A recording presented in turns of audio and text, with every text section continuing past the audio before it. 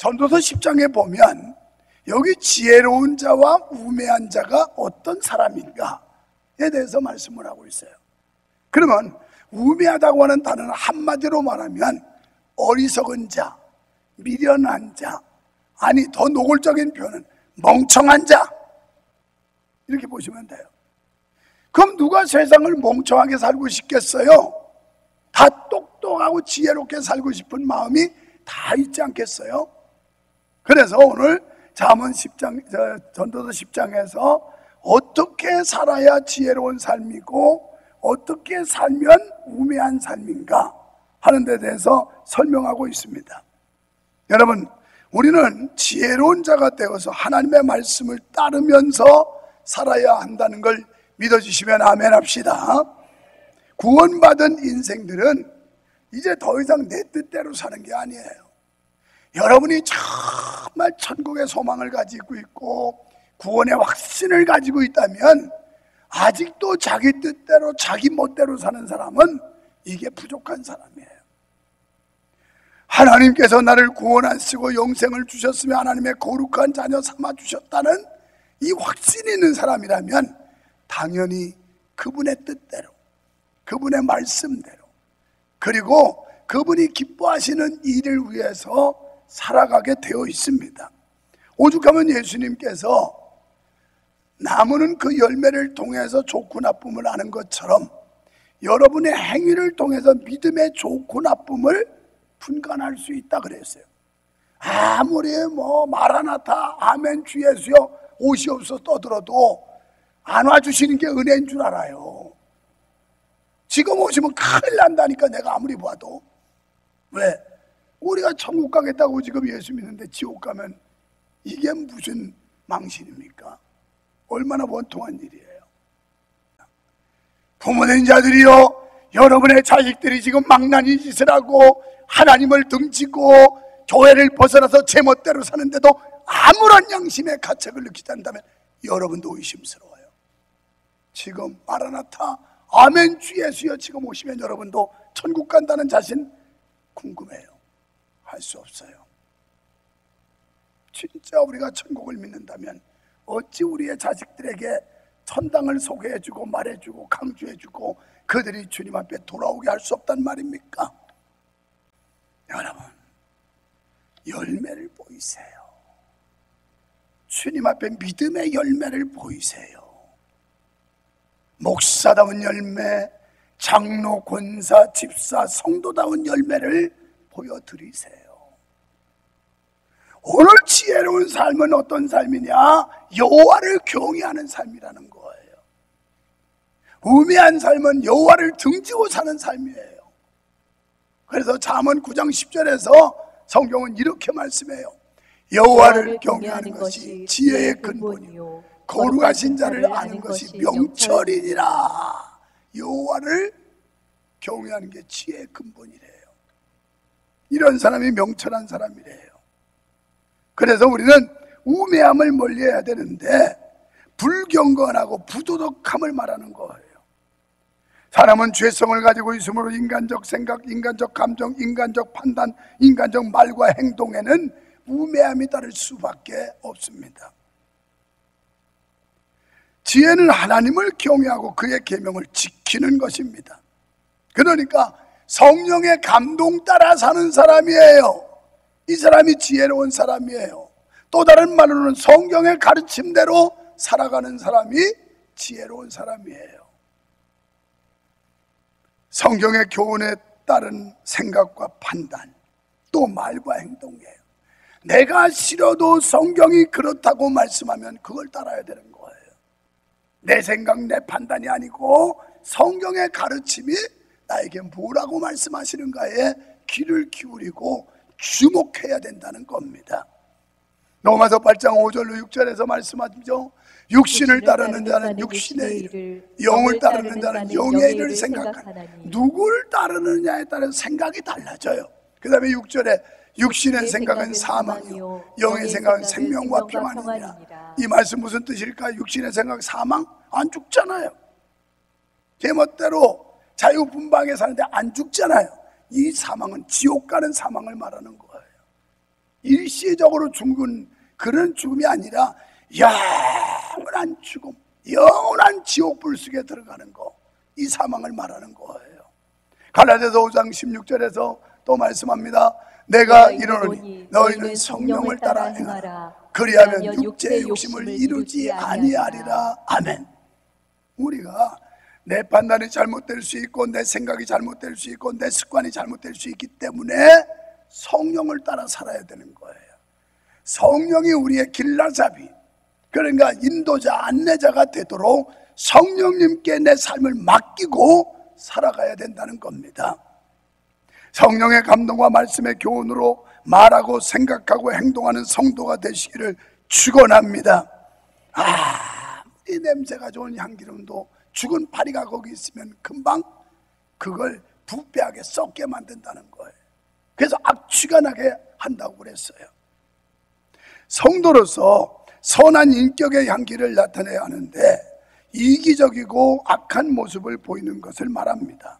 말로나 행위로 나타난 성도의 작은 우매함이 인격의 추한 모습을 드러내며 다른 이들에게 알려지게 냄새 풍기다, 악취를 풍긴다는 거예요. 오늘 그리스도인이 그리스도인답지 못할 때 믿지 않는 사람과 성도들 앞에서 악취를 풍겨요. 더러운 냄새가 난다고요. 더러운 냄새. 여러분, 목사에게서 목사 냄새가 나야지 악취가 나면 여러분 좋겠어요?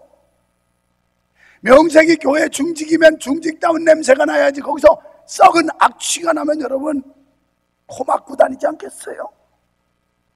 집사여 성도라면 우리는 거기서 그리스도의 향기가 나야 되는데 여기 악취가 난다면 안 믿는 사람들이 코를 잡고 외면하고 다니지 않겠어요? 이게 우매자의 삶이라는 거예요. 그러므로 성도는 작은 우매함과 작은 실수를 조심해야 합니다. 성도는 항상 하나님의 지혜와 은혜를 구하고 선한 덕성으로 단장해야 될 줄로 믿습니다. 이 덕을 세워야 돼. 이 덕을 세울 때 모든 사람이 볼 때 후덕함을 보이고 은혜를 보이고 다른 사람에게 무언가 유익을 주는 삶, 이런 덕을 세워야 된다는 거예요. 2절에 지혜자의 마음은 오른편에 있고 우매자의 마음은 왼편에 있느니라. 여기서 오른편은 힘 있는 편을 말해요. 그리고 언제든지 사용할 수 있는 편을 말해요. 그러니까 우매자는 언제라도 하나님이 나를 필요로 하시면 아멘, It's okay, 이게 지혜자예요. 그런데 우매자는 어떻게 되느냐? 왼편은 힘을 쓰기에 불편한 쪽, 유용성이 적은 쪽을 의미하는 겁니다. 그것은 게으른 사색, 맨날 생각만 하고 있어. 그 다음에 탁상공론, 맨날 공론만 하지 행동으로 옮기지를 않아. 말뿐이고 실천이 없는 삶을 게으른 자, 우매한 자의 삶이라 이렇게 지적하고 있어요. 지혜자는 평소에 경건하고 도덕적이지만 우매자는 말만 하고 행치 않는 외식자들과 같은 자들을 우매한 자, 미련한 자, 어리석은 자라 이렇게 말합니다. 마태복음 23장 3절에 예수님께서 그러므로 무엇이든지 그들이 말하는 바는 행하고 지키되 그들이 하는 행위는 본받지 말라. 그들은 말만 하고 행하지 아니하며. 아멘. 바리새인들은 말만 번지르하게 했어요. 그리고 행하지를 않아요. 말은 좋은 말 많이 해요.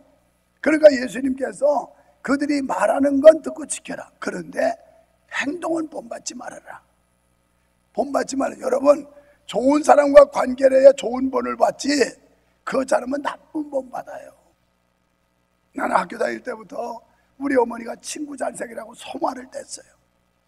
그러고서 모범생, 똘똘이, 공부 잘하는 형 선배들 그런 거 본받으라고 항상 강조했어요. 교회에서도 은혜 있는 사람, 성령 충만한 사람, 뭐가 사명에 투철한 사람, 이런 사람 본받아야지 농땡이들 그냥 땡땡이 놀이꾼 날라리 이거랑 친하면 여러분도 그렇게 돼요. 신앙이 본받지만 예수님께서 그런 나쁜 버릇, 나쁜 행동 이런 거 본받지 말아라 이렇게 말씀했어요.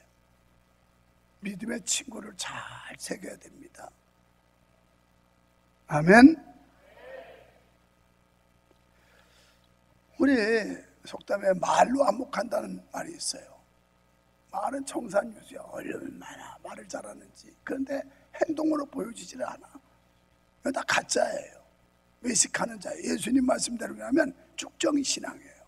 그리고 가짜 신앙이에요. 그래가지고 아멘 주 예수에 오시면 어쩌려고. 지금 이 자리에 예수님께서 이 시간 재림하시면 여러분이 주님 앞에 아멘 주 예수여 할렐루야 이러면서 손 들고 맞이할 사람 몇 명이나 될까요? 여기 아리송해요. 아무리 봐도 몇 명이나 될지 확신이 안 와. 여러분 하는 거 보면 열매를 보면 저 사람이 정말 구원받았나, 천국을 믿는 사람인가, 그냥 뭐 형식적으로 교회 왔다 갔다 하는 사람인가. 이제 우리는 이 형식을 벗어나야 돼요. 진리 가운데 들어가야 돼요. 예수 그리스도를 만나야 돼요. 그러면 모든 게 해결될 줄 믿습니다.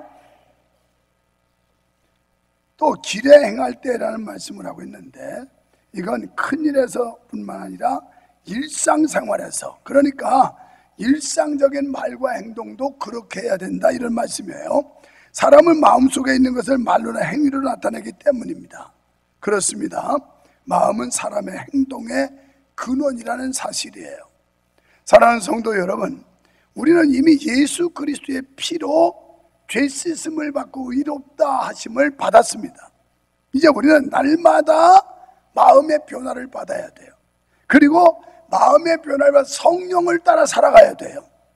경건하고 거룩한 그런 삶을 추구하고 그런 말과 행동을 해야 할 줄 믿습니다. 두 번째는 말 잘해야 돼요. 말 잘한다고 그냥 입만 싸가지고 청산유수로 하는 그런 말 하는 게 아니에요. 12절로 15절에서 전도자는 말의 중요성을 말씀해요. 인간은 좋은 생각과 나쁜 생각을 판단해야 하며 해야 할 일과 하지 말아야 할 일을 구분해야 합니다. 그리고 해야 될 말과 하지 말아야 될 말을 조절할 줄 알아야 돼요. 그냥 뭐 말이면 다 말인 줄 알고 막 떠들어대면 안 된다는 거예요. 인간이 자기를 올바로 파악하거나 상황을 객관적으로 분석하는 것은 쉽지 않습니다. 그래서 어떤 상황이 일어나면 사람들은 우매한 자와 지혜로운 자로 갈라지게 되고 그 차이점은 현격하게 차이가 나요. 여러분, 지혜는요 공부를 많이 했다고 지혜로운 게 아니에요. 여러분이 뭐 엄청난 학식을 담았다고 지혜로운 게 아니에요. 하나님께로부터 받은 은혜, 하나님이 주시는 지혜가 가득하면서도 늘 자신을 겸손하고 또 낮춰서 다른 사람을 세워주는 사람, 이런 사람이 지혜로운 사람인 줄 믿습니다. 반면에 우매자는 자기 욕심에 치우쳐요. 사리분별하지 못하고 상대방을 헐뜨고 넘어지게 하고 결국은 그것으로 해 자신도 패망하게 돼요. 그래서 오늘 12절에 보면 우매자는 자기 말에 넘어진다 그랬고 14절에 우매자는 말을 많이 한대요. 우매자의 말의 특징은 어리석은 겁니다. 인간의 대부분의 죄와 관련된 건 말이에요.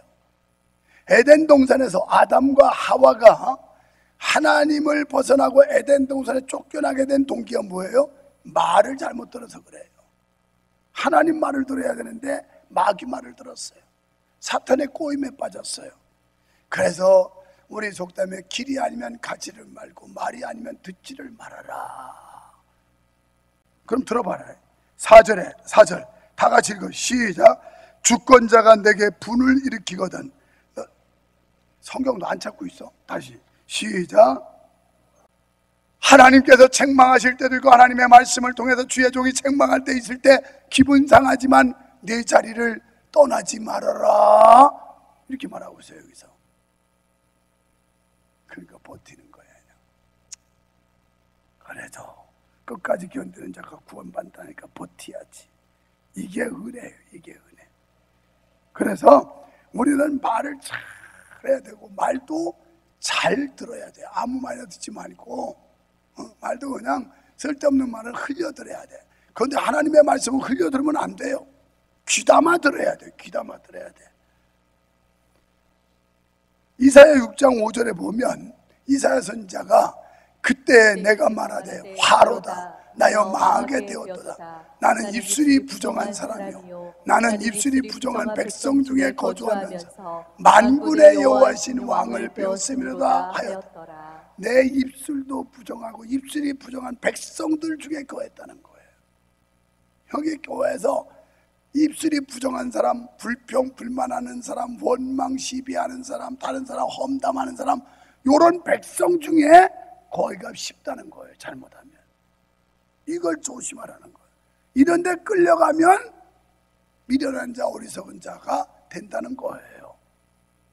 여러분, 하나님의 소명을 받았던 이사야 선지자가 이런 고백을 할 정도라면 저와 여러분이 이사야보다 낫습니까? 어림도 없어요. 형편없는 자들이에요.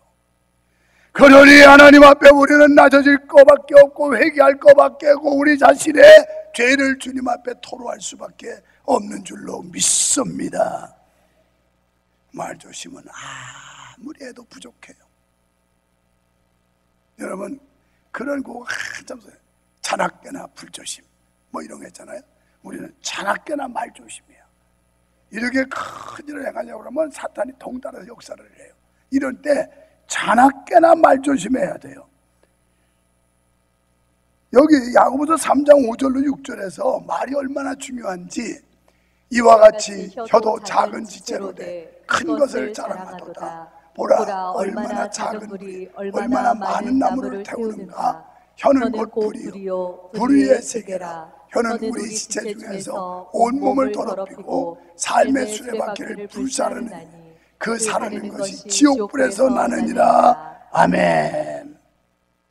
작은 불이 숲을 태우는 것처럼 말 한마디가 온 집안을, 온 교회를 불태울 수 있다는 겁니다.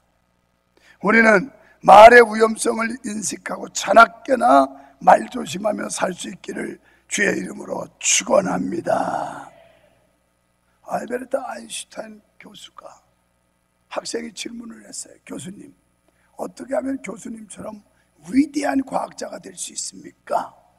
그랬더니 그 대답이 입은 되도록이면 놀리지 말고 머리는 되도록이면 많이 움직이게. 그러니까 입은 되도록이면 움직이지 말고 머리는 많이 움직이게. 이게 바로 아인슈타인이 자기 제자에게 한 말이에요. 교회도요 열심히 봉사한 사람은 잔소리할 여념이 없어요. 불평불만할 여지가 없어요. 그런데 일 안 하는 사람은 모든 눈꼴 사나운 것만 보여. 약점만 보이고 험만 보이고 그래서 불평불만하고 막 이래요. 사람이 태어나서 말을 배우는 데는 2년 걸립니다. 그런데 침묵을 배우는 데는 60년 걸려요.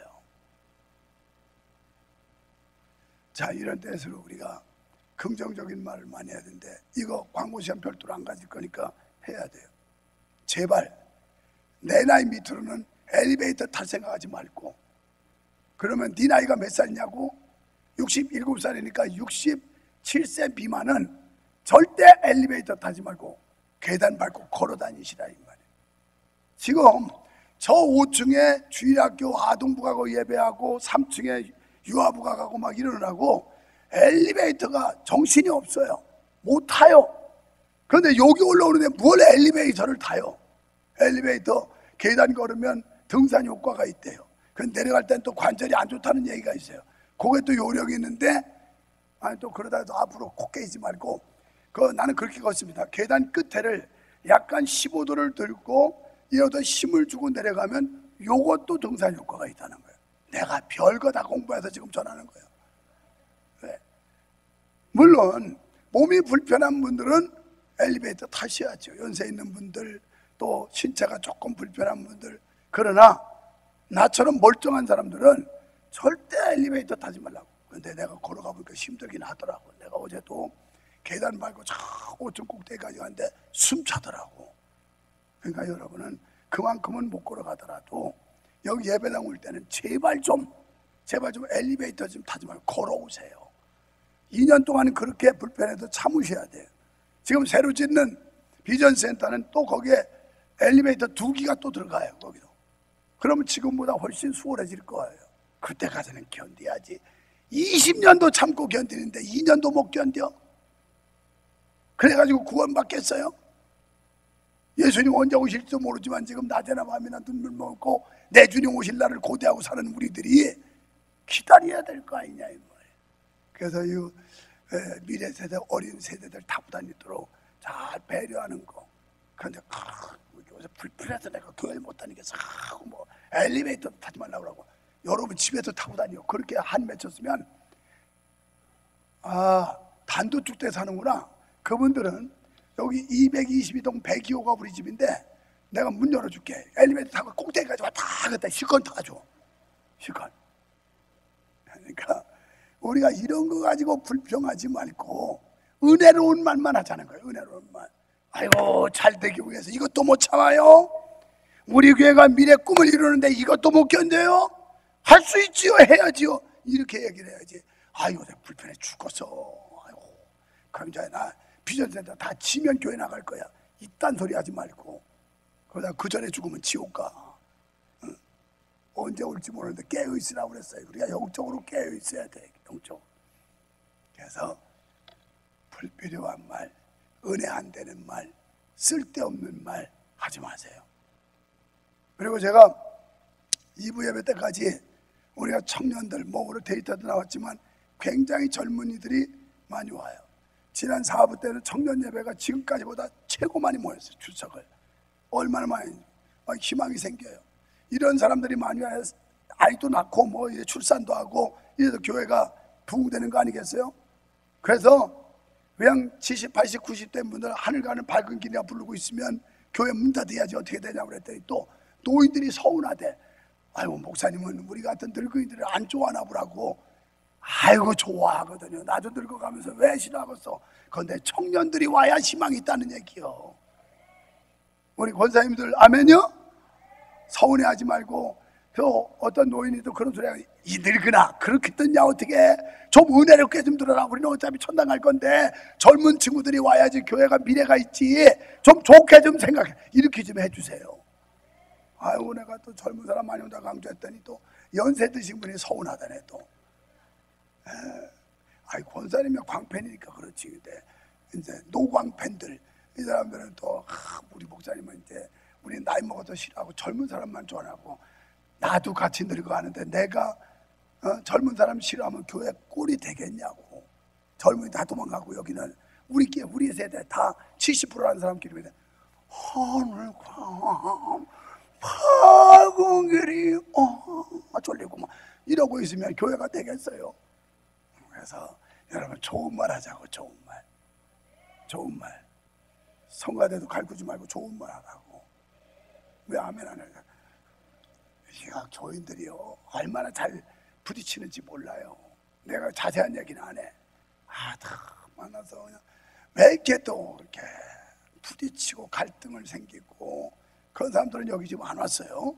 그러니까 또 삐지지 말고 목사님이 나에 대해서 알고 그러시나? 알 수 있지. 하나님의 말씀은 살아있고 운동력이 있어. 좌우의 날선 어떤 것보다도 예를 들어서 혼과 골수와 심령까지 찔러 쪼갠다고 그랬는데 하나님의 말씀이 막 찔리지.